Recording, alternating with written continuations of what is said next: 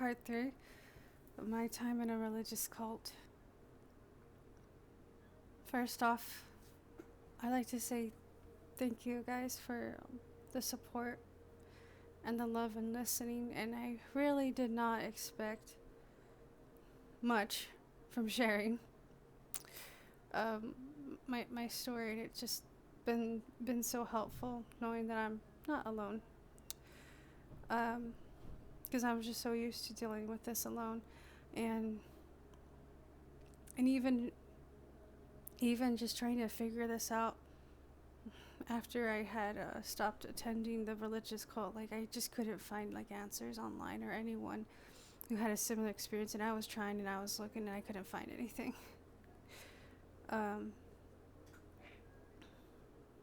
So thank you for that, and just all who has shown support for me, because I'm not used to that, and it really helped me feel more confident to speak. And I've tried to make this video before in the past, and I couldn't do it because I was just not healed enough, and I was really sensitive about it, and I was really scared, and just to see myself, like, recording, and I'm seeing myself while I'm recording, it just made it awkward for me, not just because like I'm kind of shy, but like also it's just like I'm feeling the sensitivity and the vulnerability, and I just have a hard time at the time to not be so hyper fixated on that, and it would bother me and it would distract me, and I couldn't speak with a level of, I guess, confidence in my voice. Like, it was just too difficult. But I knew like this was something I would have to talk about, because this is my shadow work, and the more I was doing shadow work, and when I started my awakening, I knew this was something I would have to talk about eventually, because I have a lot of fear around the topic of this video, and but I've healed over time, thanks to the positive influences of some people in my life here in the YouTube community, and I really needed that. And nowadays, I have really witnessed and experienced the power of friendship and understanding, and like actual emotionally mature friendships at age 23, which is like a miracle to me, because I really thought that doesn't exist, or it just doesn't. If it does exist, it just doesn't happen to me for some reason or another.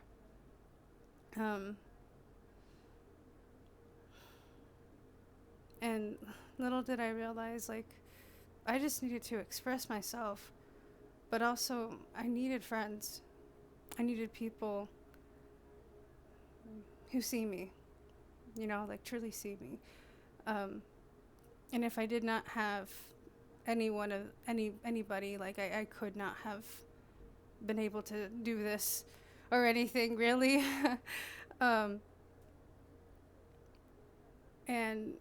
And I care about that, and I want to lean forward into that, and I want everyone else to have the same thing, because I've also realized like the profound healing that can happen when we talk to each other and when we're open and expressive, which is completely new to me, because every time I've done that, it's put me in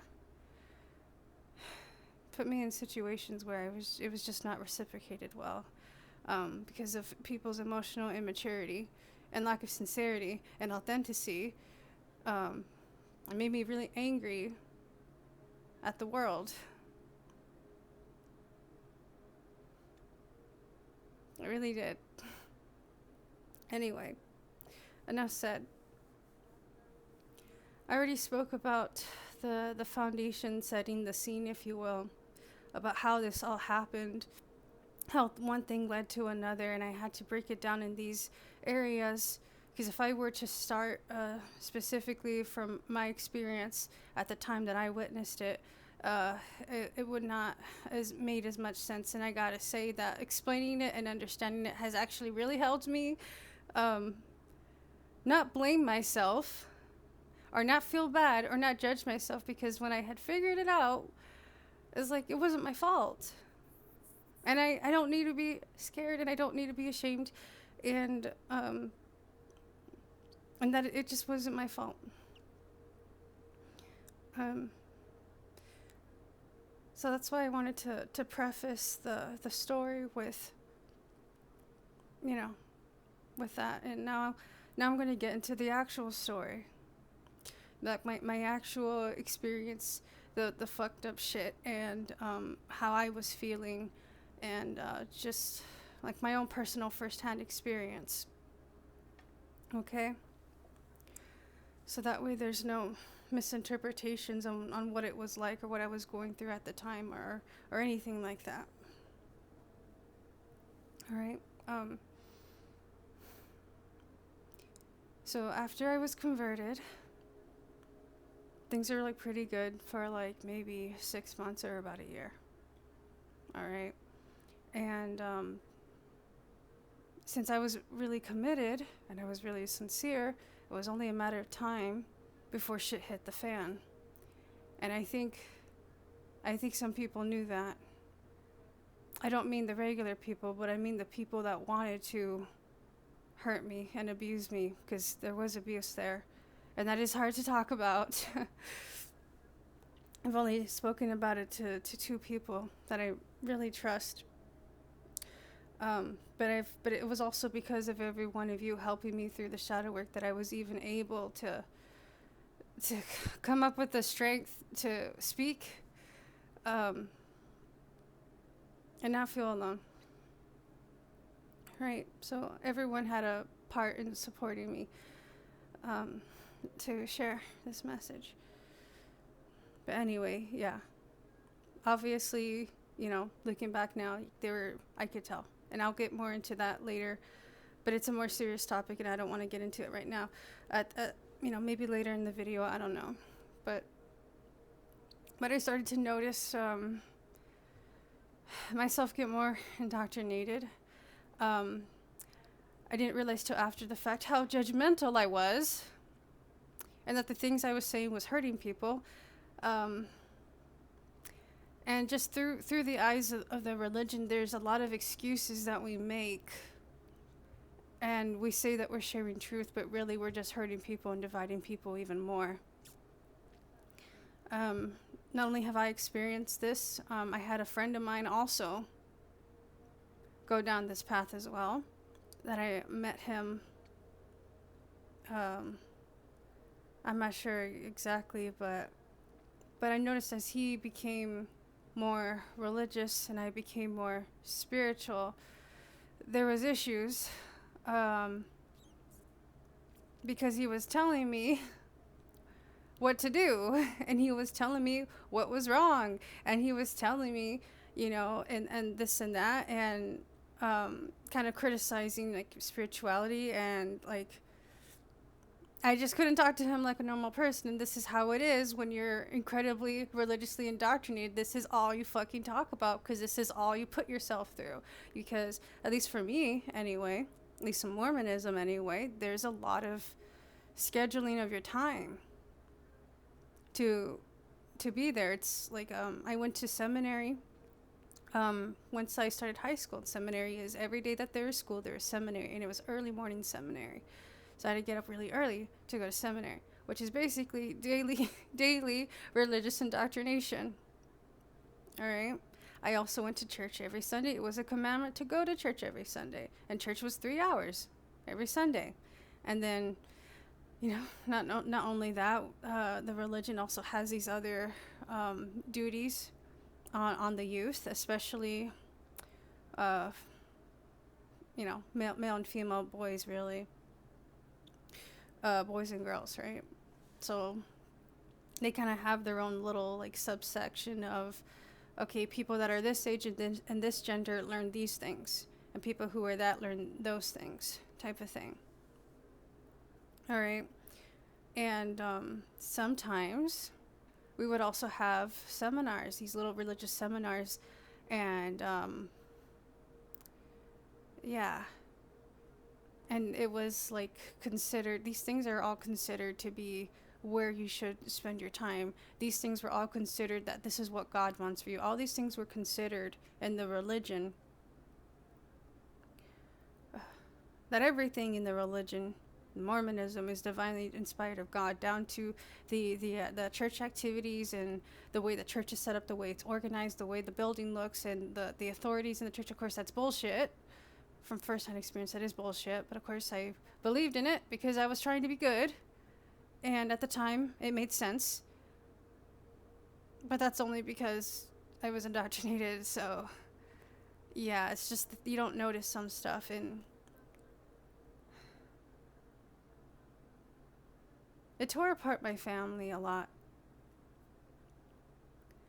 I mentioned in the beginning of my first video about how my family was taught by missionaries, and that my mother allowed them in, which is really unusual for her to do such a thing, because she's not really,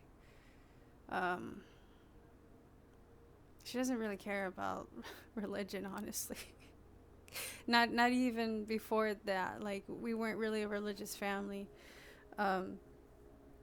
But because I was a sincere one, and because I was putting in the work, and no one else did in my family, I was pretty much the only, like, my most of my family converted. All right. Not because they had an experience like mine. And I think that's what made it so hard for them to understand the bullshit I put them through, because they were non-believers. And I don't really know to the extent of how bad it was, really, because I don't remember. But looking back on my family situation, and I kind of understand why one of my siblings was so much into making fun of the belief system that I was in, and being rude about it, and being hurtful and critical of it. And I think it made sense because I was doing the same thing too. However, I didn't know what I was doing. And I was unconscious, and I forgive myself for that. And eventually, as time went along, I did tell them that I stopped believing in Mormonism, and they asked me why, and I forgot what I said, but I never told them anything like what I told you guys or what I will tell you guys here, because I know they can't handle it. I think I might have said something like it was closed-minded, and that is just a nicer way of saying that it was fucking abusive. Okay.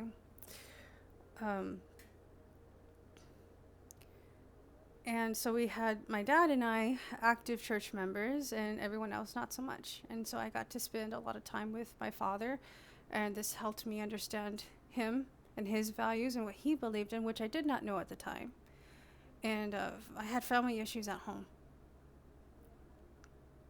And my father seemed very scary at the time, because mom and dad were always fighting, and dad could yell. He could really yell. He could yell so loud it would shake the house. And as children, sometimes we get caught in the crossfire, or sometimes we don't understand like the urgency of a situation, and we just come in at the wrong time, wrong place, wrong time, and sometimes we get yelled at too. And I didn't recognize like the stress that was going on in my family because I was too young to understand why my parents were fighting. All right. Not too long after, my parents and my family were kind of sort of, trying to attend church the best we can as a family. Not too long later, it just really came down to just me and my father. Right. And the divorce was really bad.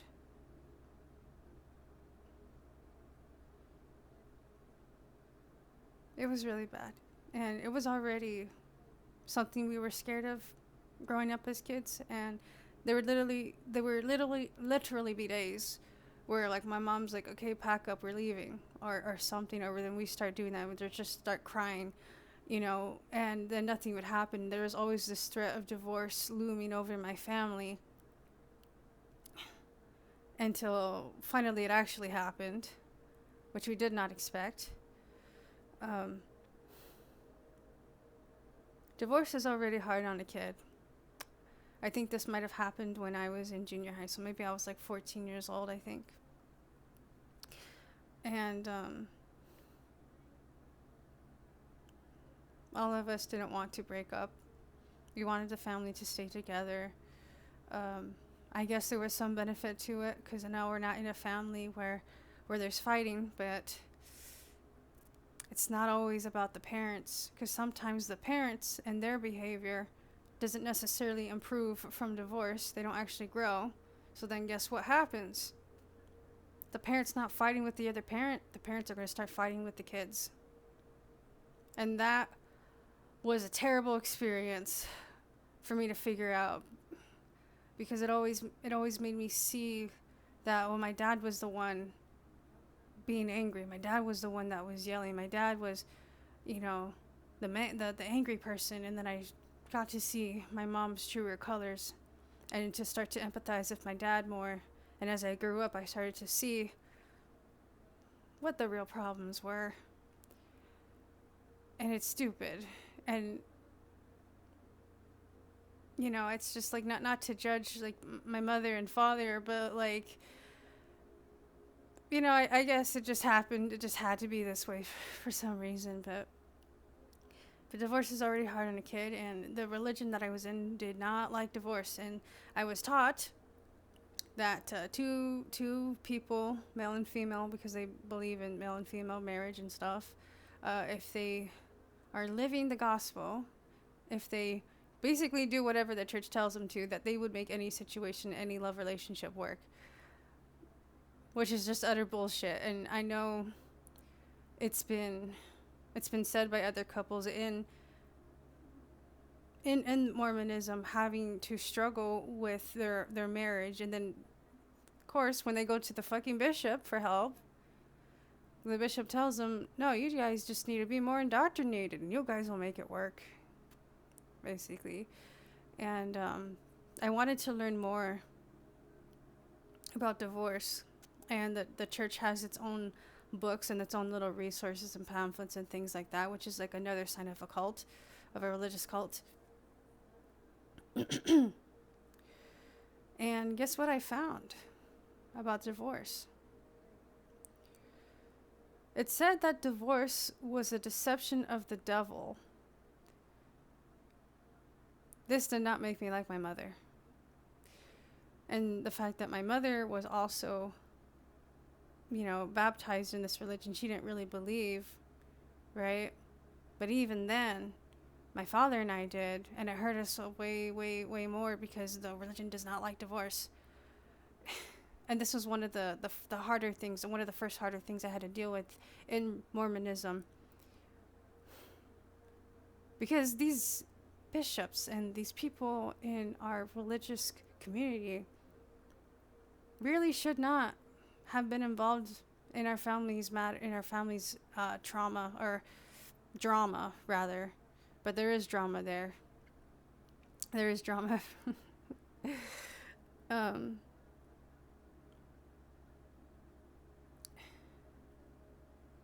I started to see the manipulation that my mother was pulling on my father,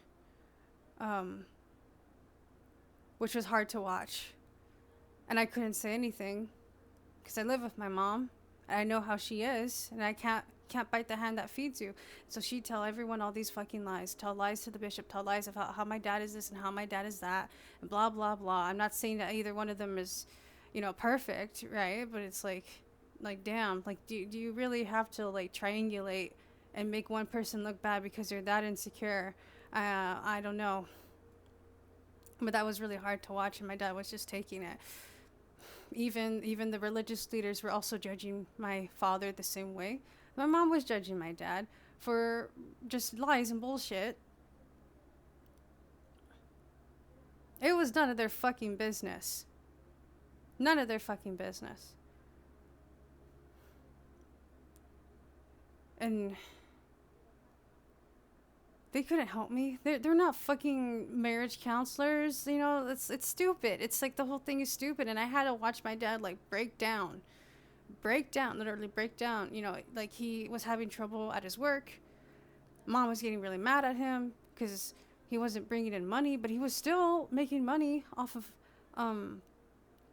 you know, with what he could, because he still had skill. You know, he's self-employed, so he has no trouble problem solving, making money and stuff. And it was just the whole thing was just bullshit. There was no really any good real reason, honestly, other than I guess it was just meant to be.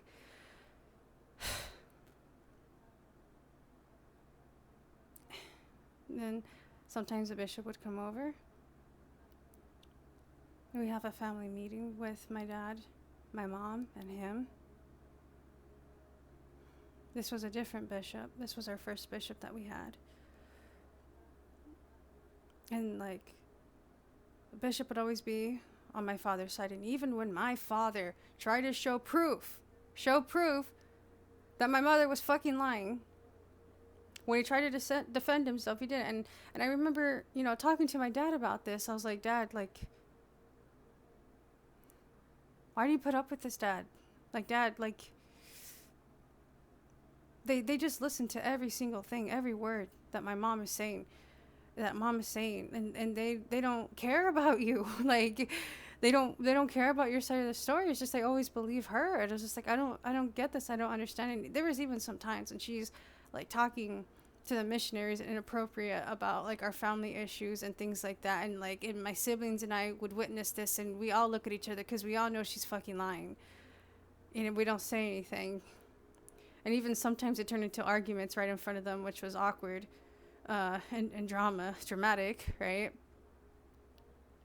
But even then, despite all this, the religion itself is also very invasive, and we're kind of taught to trust them with things that they really shouldn't trust, and that it's really none of their fucking business, and it actually makes things like 10 times worse.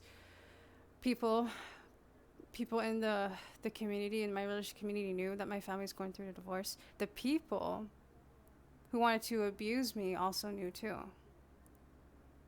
You know, it's very easy to manipulate people who have a broken home, because they probably aren't very close to their parents, right? So then, you know, let's say if something bad were to happen to me, who would I tell? Who would I ask for help if I'm not close to my parents? And since I'm already super indoctrinated, they could deceive me with their lies, and I would believe it. And they knew how sincere I was. The story I told you in the beginning about, it's basically called my testimony of the religion, which is more so not a testimony of my faith in the religion. It was in the past, but now it's like a testimony of like the confusion and the magic that I didn't realize was happening, the manifestation that was happening. So, you know, to some people in Mormonism, they may think, oh yeah, that means you should believe. Oh yeah, you have a real testament of the truth. Oh yeah, that's why you're so strong in your faith. Like, no, that's why I'm so strong in the fucking indoctrination. That's why. And some people didn't understand. My family didn't understand it. I don't know if they were there, or I don't even know if they listened, but if they did, they would understand why I was the way I was. You know, being unconsciously, you know, hurting them with my belief system.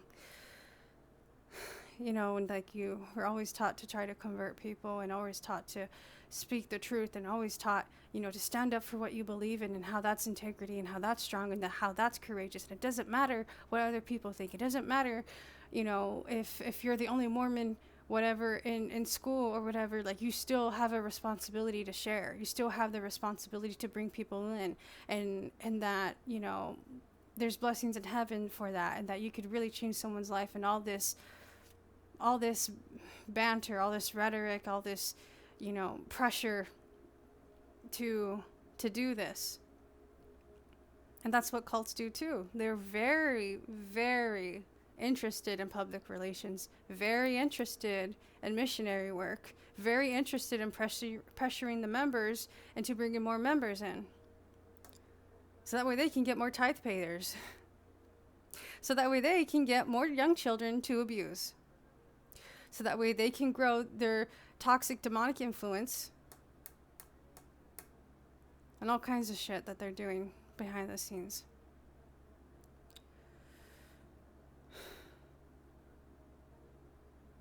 I forgot what I was saying. Yes. And I would try to talk to some people in my religious community, but it was always so stupid. Because I never met a family that was divorced in the cult. And you know what? It's very easy to believe in their belief system when you're not directly threatened by it. For instance, it's very easy to believe in Mormonism and their, anti-LGBT, belief system when you're not that way. But guess what? Guess what happens? There are little children who grew up thinking, marriage between man and woman and love is only like that and that is only sacred. And they're young kids. They might end up being 13, 14, 15 later in life and they realize, they might actually be a little queer, a little gay or something. How do you think they're going to fucking feel? After all the indoctrination, how do you think they're going to feel? These people kill themselves, and I hate that, and I feel so bad for this. Although I get it, it wasn't really as open at the time, people coming out of the closet as it is now. But like, I have empathy, sympathy. Because that is just such a stupid thing to feel shame for, to the point where it's like you have to kill yourself, and it's just so sad. It's tragic, honestly. And not only that, Mormonism has also participated in other forms of abuse to try to, take the gayness out of them or something, like, for instance, shock therapy and stuff. And I thought that was gone, but actually I found out that in some areas of Mormonism that is still happening.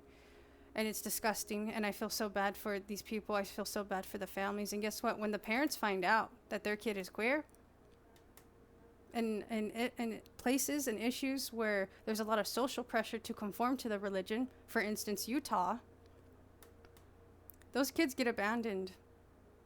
The parents are too ashamed, and they're too mad, and they can't deal with it, and they can't love their child unconditionally. That is heartbreaking, and that is not fair.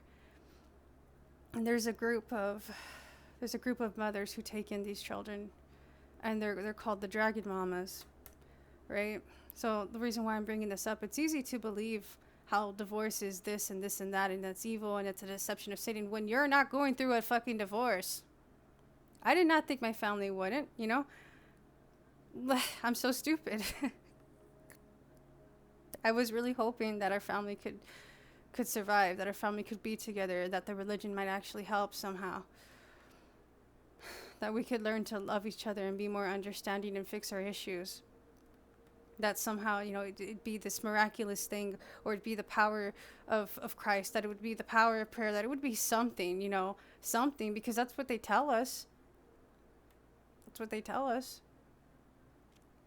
About how the families in Mormonism are so much happier, or they're so much better, or they're more connected because of their family values. Their family values fucking break up families. They break up families.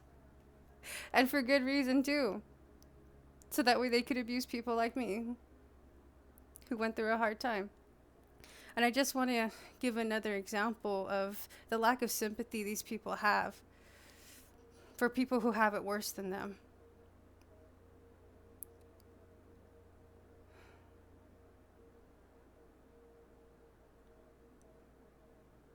There was this older woman that I kind of knew a bit. I didn't really, in the beginning of the religion, I didn't really hang out with my youth group because I was way too fucking mature to be in my youth group, and I hated it, and I didn't like it. But then my bishop at the time noticed that, and he wanted me to go back there because he said, God wants you to go back there to the youth group, right? I liked being with my mother at the time in the religious adult classes. I'm not an adult yet, but they don't mind me being there. No one's really saying anything, but he did.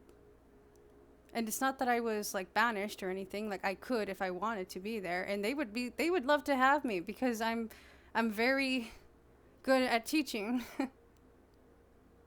And I have a light there, and it's just more my level, honestly. It's just more my level, right? And so I just kind of felt like, okay, whatever.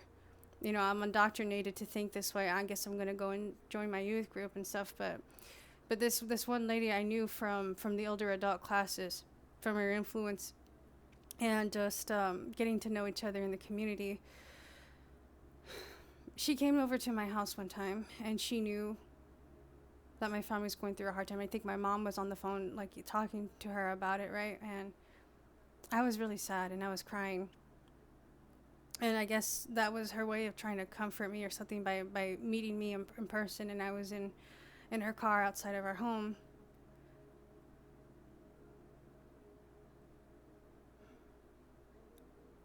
I'm pausing because it's traumatic.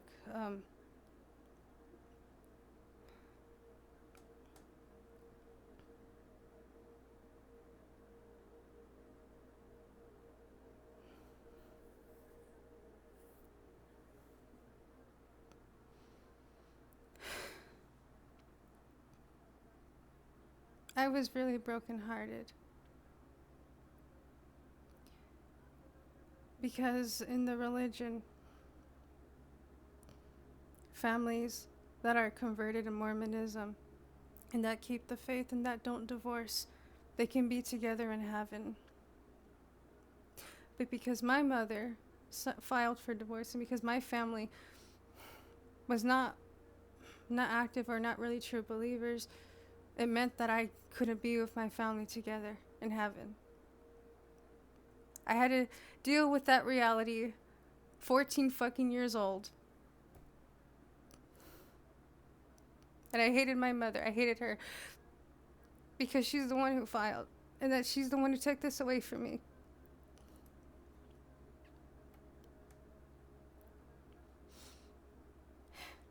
This is what I mean, it breaks up families.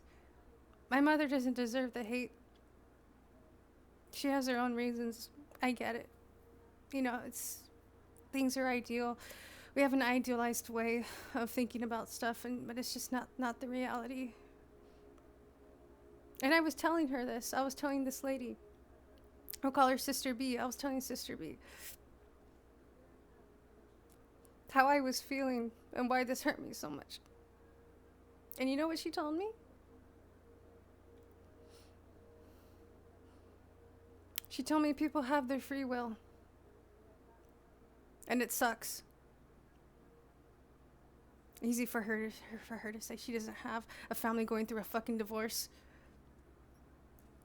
That's all you can tell me? That's all you can tell me to comfort me? Because you know you can't comfort me. Because you know that we believe in the same bullshit that's making me hurt in the first place. If you actually give a damn, you wouldn't be playing both sides. How is it that you pretend to be empathetic and sympathetic and act like you care about me and act like you care about what I'm going through and act like you care about the families that are, less fortunate? But you're playing the side of the religion. You know you can't actually comfort me. You know you can't actually make me feel better. You know that as long as I believe in this religion, this is going to be my reality. You know, as long as I believe in this religion, this is how I'm going to feel. And you know it's going to hurt. And all you can tell me is that people have their free will and it sucks?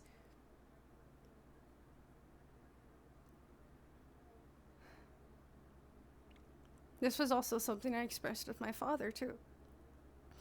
When I spoke to him separately, I never told, anyone about what happened with Sister B.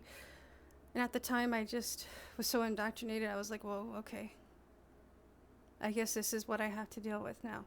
This is what I have to believe in. There's no way under, over, or around it. But she told me that when I grow up, I could have my own family.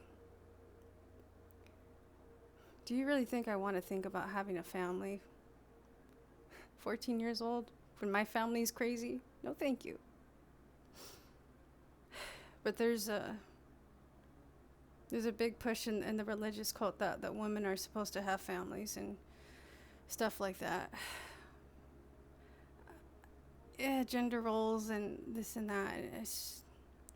I'm not saying whatever right or wrong, but it doesn't really help that your desires are not truly seen as holy. Whatever you may have that deviates from this, or I don't know. Some religions, I mean, some churches, Mormonism, demographically, they change a bit over time with how hard they hammer in the religious doctrine. So some of them are more focused on repentance, some of them are more focused on family, some of them are more focused on the rules of certain things than others. Some of them are more chill, some of them are more lax, but in this case, this was one of the things. Right? That did not make me feel better. All right? And the idea of me having my own family is like way far in the future. That was not very comforting, to say the least. And, I told my dad, because my dad felt the same way that I felt. My father. We can't be together in heaven because of my mom.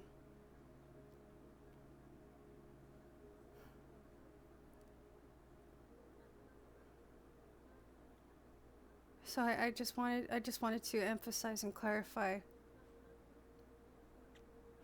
People in religion say things, do things unconsciously. They may not realize they're hurting people because their mind is not their own. And when your mind is not your own, the priority is not yourself or your happiness. The priority is maintaining the religious faith of the religion, right? That's what I mean. If I were to talk to a normal fucking person at age 14, maybe they would have said something like, hey, that belief that you have is fucking toxic. Why would you believe something like that? But instead of being met with the truthness and the realness of that, I basically just got gaslighted and pushed aside.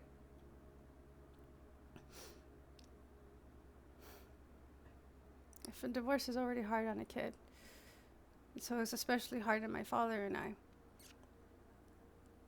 because we had these values of family, and going into the religion and what they believe and the resources that they have only served to hurt me 10 times more. And it wasn't just her that knew my family's divorce. A lot of people did know my family's divorce, and that was actually really none of their fucking business.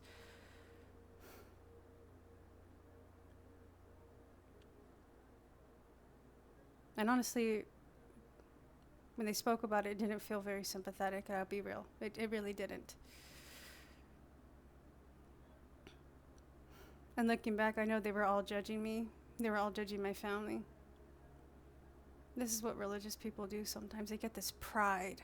They get this ego. They think they know themselves, but they don't. And this is why the more that they believe, the more religiously hypocritical they become. This is what I mean. You judge.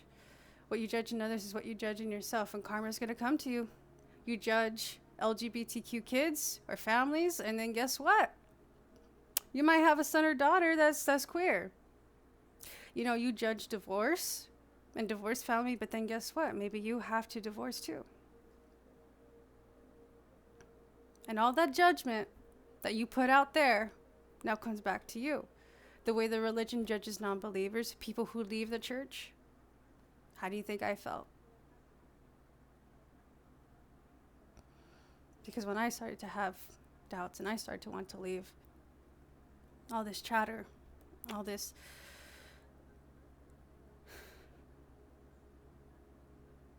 chatter and self-criticism is telling me that I wasn't good enough, I wasn't worthy enough, I wasn't devoted enough, and that if I want to believe anything else, it is because of the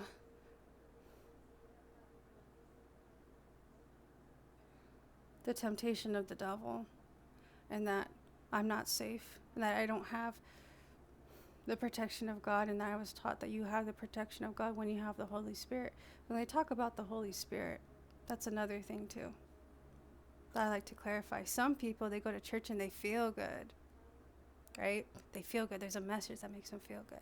I wondered, right before shit hit the fan, after shit hit the fan, I was like, how is it that something that felt so good at one point, I can't feel anymore? And I realized, while there are some things that are good and precious and true that you might find in religion, 95% of the reason why you feel good in religion is because they're feeding your ego with the things you already believe in. It feeds your ego. It's just like some kind of abusive relationship, where it's like you have these friends or these relationships, right? But they only tell you what you want to hear. They only tell you the things you already know. They only tell you the things you believe in. That can make you feel very good. You're not getting a spiritual high. You're getting an egotistical high. You're getting high off of your own ego. Did you even think that was even possible? People don't even know what ego is. And that's when I figured out, like, way after the fact, why did it feel the way it did? It's an egotistical high. People, I don't know if people really know the difference. They call this I just saw a flash in the corner of my eye. People like coming to church for this feeling. But let me tell you, once my ego got so bad and I got so indoctrinated and I got so much in pain, I could not feel love at all. I could not feel this quote-unquote Holy Spirit. If anything, I'd feel 10 times worse than I did to begin with. And I'd feel bad for going to church because it'd make me feel like shit, make me feel lower than dirt. And if I don't go to church, then I feel like shit and I feel like lower than dirt, because now I'm breaking a commandment. And then now I'm taught, it's like, oh shit, you don't obey God. God's not going to protect you. God's not going to strengthen, heal, and cleanse you through the atoning power of Christ, right? How are you going to have the Spirit in your life? You have to keep the faith. You have to be faithful. That's how God rewards those who are obedient, which is another method of mind control to get you to be in places you don't want to be. And this wasn't just religion. The religious scheduling.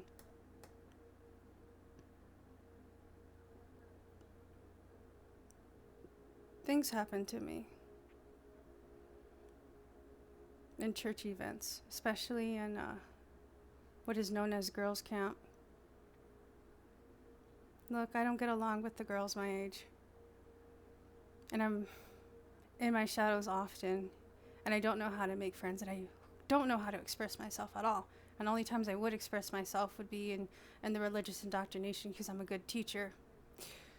And I can inspire people. And the testimony that I've said in the beginning of this video was the testimony that I told everyone. I had my own time in the religion to express deeply this mystical experience. And let me tell you, it moved people. People loved me for it. It inspired people. It made people cry.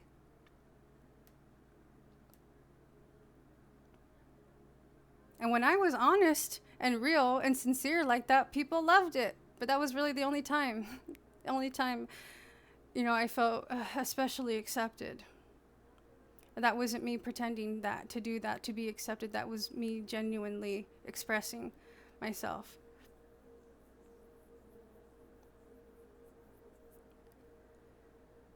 And needless to say, I didn't like girls' camp. And especially the second time I went there,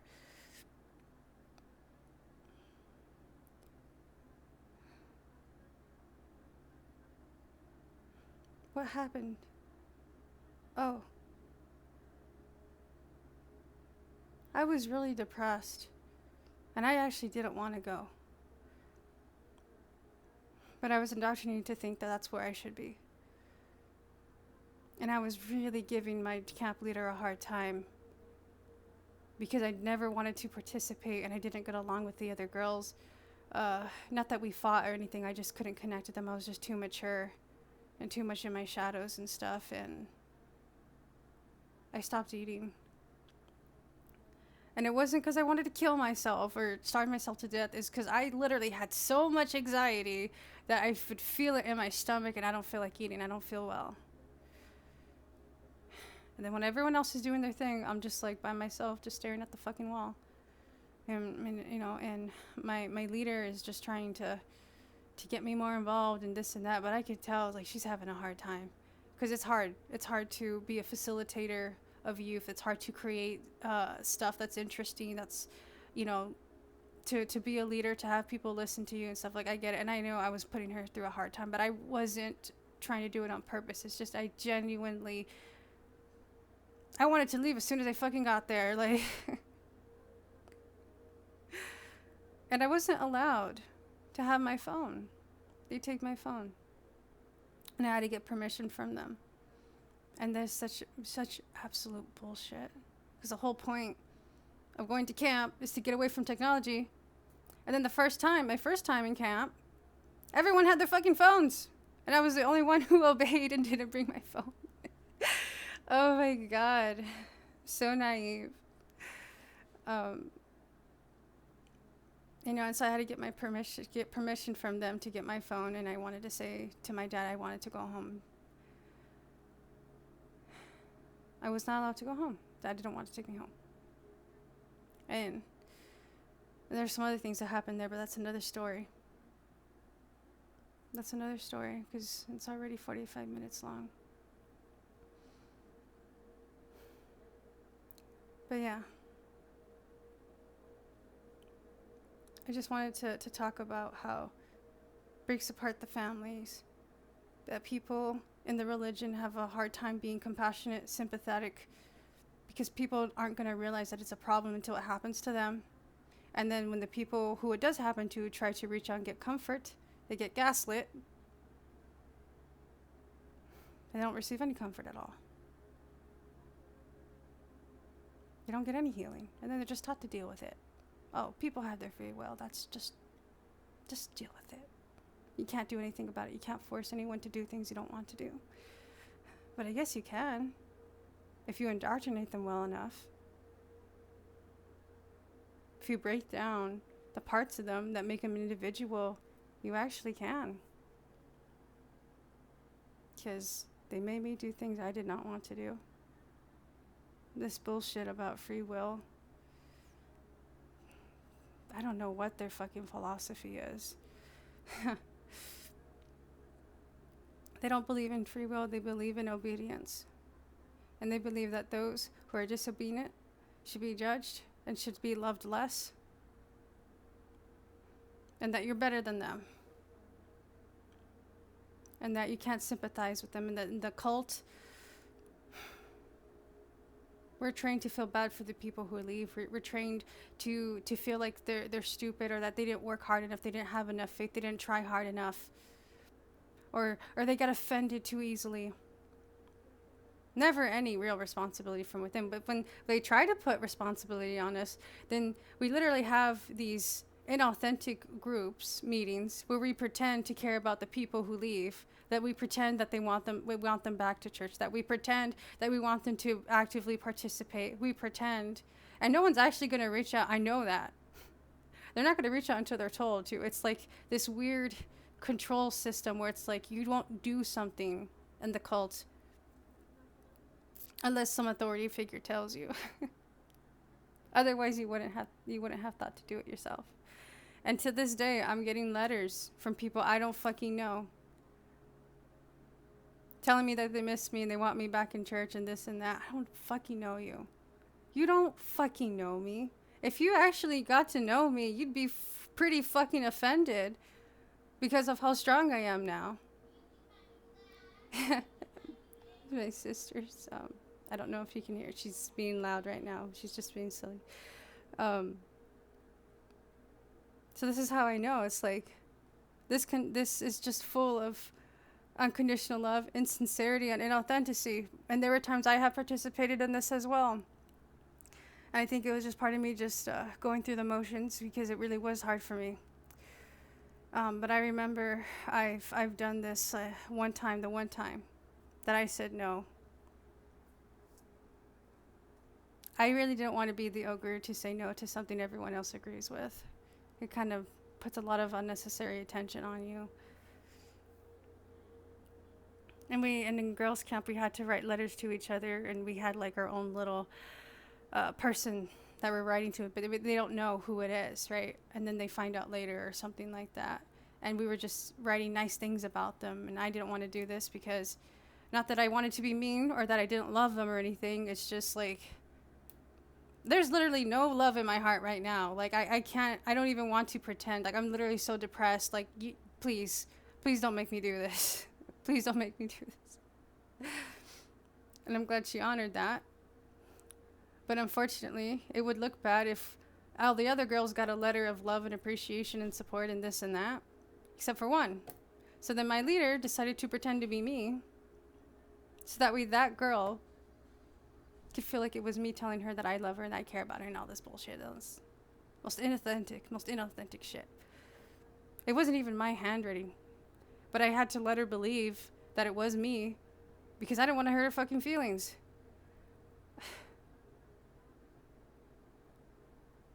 And I mean, if the truth came out, I'd feel pretty fucking betrayed. I would feel fucking betrayed. You think someone, is saying these nice things about you, but they're really not, and they actually don't want you? And then someone else takes their place and pretends to be that person. To this day, like, I still get letters from people in the cult telling me about they love me, and this means bullshit. It's absolute bullshit. They could not handle the consciousness I'm in. They could not handle the truth I have to give. Or if they do, they'd be having some kind of existential crisis, because it would make them immediately uncomfortable. This is what it's like. This is what it's like, because now they're going to feel all the judgment that they put on other people. I'm going to bring it to them, and I'm going to bring it to the forefront of their conscious mind, and it's going to really make them think. It's going to really make them uncomfortable. It's going to trigger them so bad. It's going to trigger them so hard. Maybe not the kids. The kids are more open-minded, though. It just depends. I was just a more sincere kid, but I could tell right away, like, there's so many people in the religion who are inauthentic. Because I know I absolutely could not be the only one feeling these feelings, and yet no one is talking about it. And I know I couldn't share these things because it's a toxic positivity environment. No one wants to hear how their fucking religion, abused people. And I also had this too. I was also unsympathetic too to people who did get abused, and I really felt so special. And yes, I was very judgmental and egotistical. I really thought that my religion was so special, my church was so special, that nothing bad like that would ever happen. Abuse would never happen here. That's what happened to me. Lo and behold, karma served. And times when I try to share this anonymously, sometimes I would meet these people that were just like me, gaslighting me, trying to make it my fault, trying to blame me, trying not to take my issues, my problems seriously, and also not taking responsibility or any action to actually improve this. I don't fucking care. Whatever, you can believe in whatever you want. But I noticed that these people who are advocates for my religion, they're advocates for change. And you know what happens to them? Excommunication. There's this dude, Sam Young. He's advocating to protect the children of the church because they get sexually abused in other ways.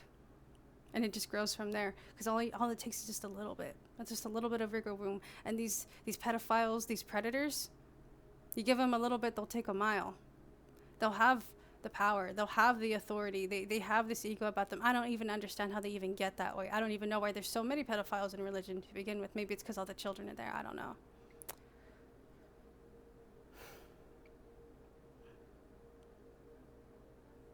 That's why there's the Reformed Mormonism, and I don't want to have anything to do with Mormonism. I mean, respectfully, I don't mind having conversations of this and that. I can actually handle those conversations. I don't know if they can, though.